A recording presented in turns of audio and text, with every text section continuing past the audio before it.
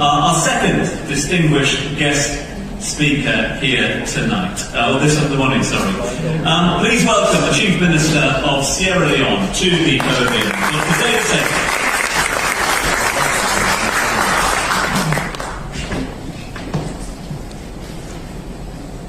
Bismillahirrahmanirrahim.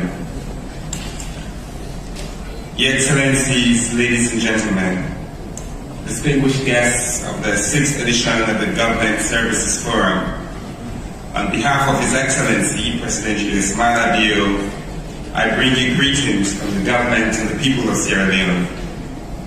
Many thanks and appreciation to His Excellency Mohammed bin Talia and the entire World Government Summit team for bringing us together to speak on these very important topics of leadership and governance. This is my third World Government Summit, and it only keeps getting better. As leaders in the public and private sector, especially those of us in government, our goal should always be to improve and optimize service delivery for our people. That's why many of us keep coming back to learn.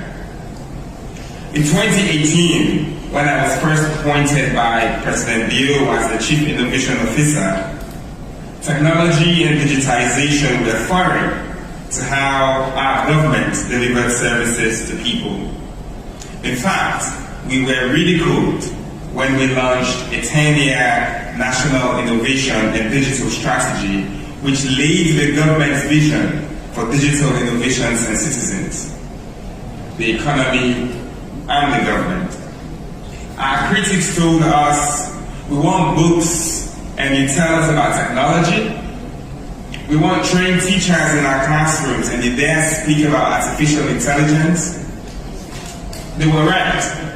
So we supplied books and recruited more teachers. But we didn't stop there.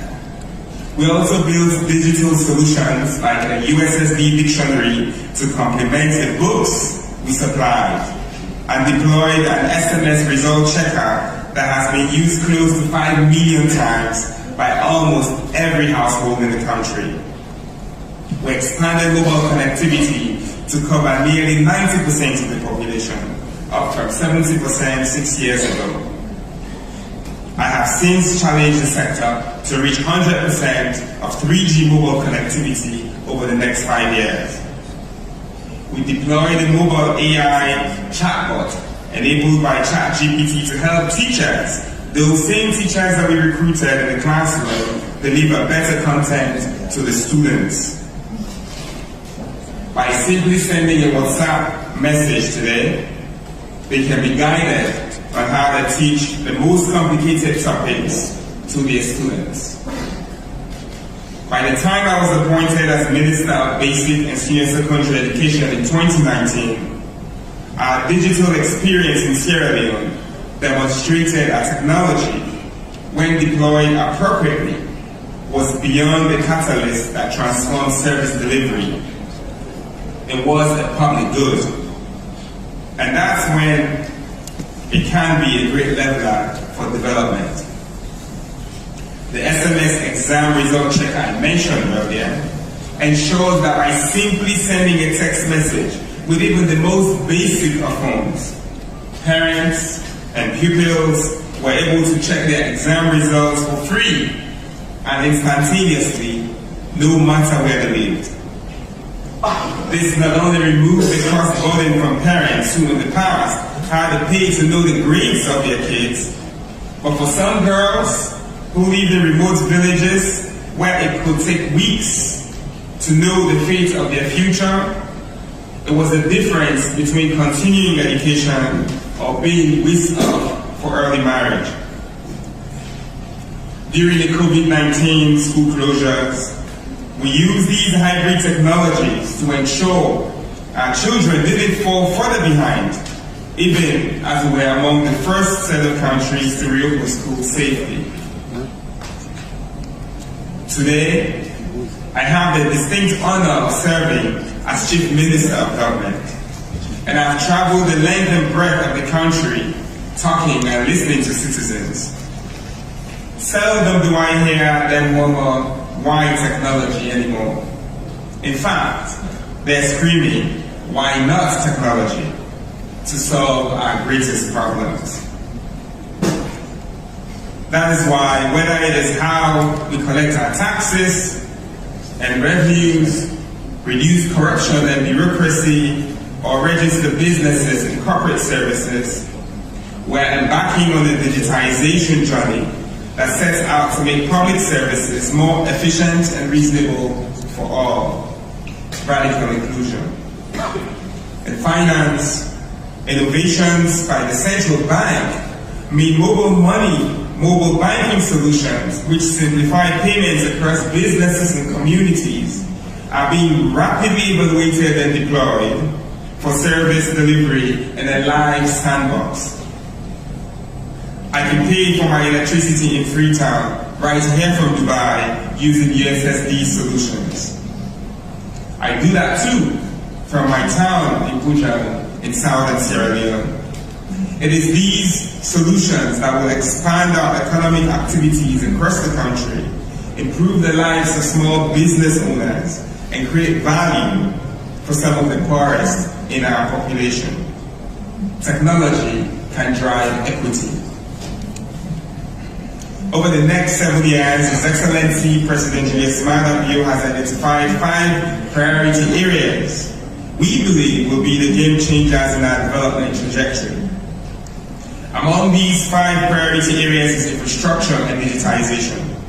We know that to compete globally, while ensuring that our people get services quickly, we must use digitization as a core enabler for national development. Our flagship program, called Feed Salone, focuses on enhancing agricultural productivity to increase access and availability of food produced locally.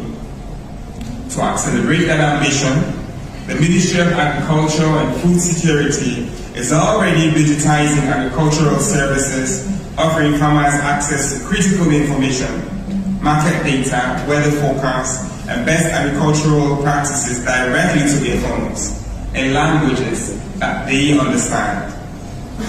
We believe that when this reaches its peak, it will empower farmers to make informed decisions, enhance productivity, and promote sustainable agricultural practices that will enable us to ultimately feed Sierra Leone.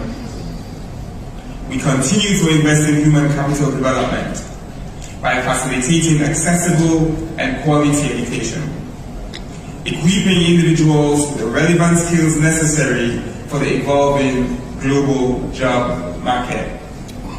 We're really inspired by innovations and policies of other governments, like the Ask Once policy of the UAE and the IREMBO platform of Rwanda.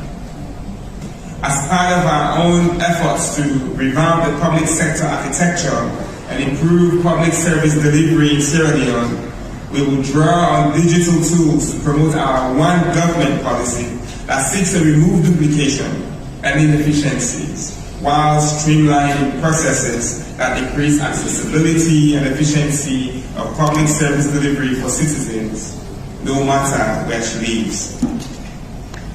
We don't have to live in the polarizing world of the haves and have-nots, the digitally included and those without internet connectivity, the efficient private sector and the really incompetent and slow public sector.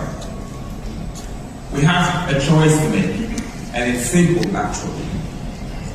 Whether in education, finance, or healthcare, it is our jobs as leaders to develop and deploy solutions that bring us closer together, not divide us.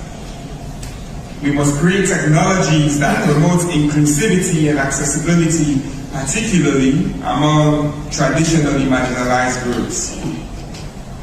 And we must continue to use digitization to drive change in our communities from national to local levels.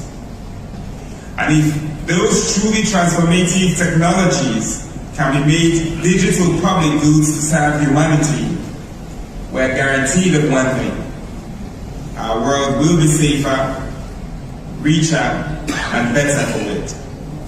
And it is my hope that when we choose to do this together, we will deliver on that promise. Thank you.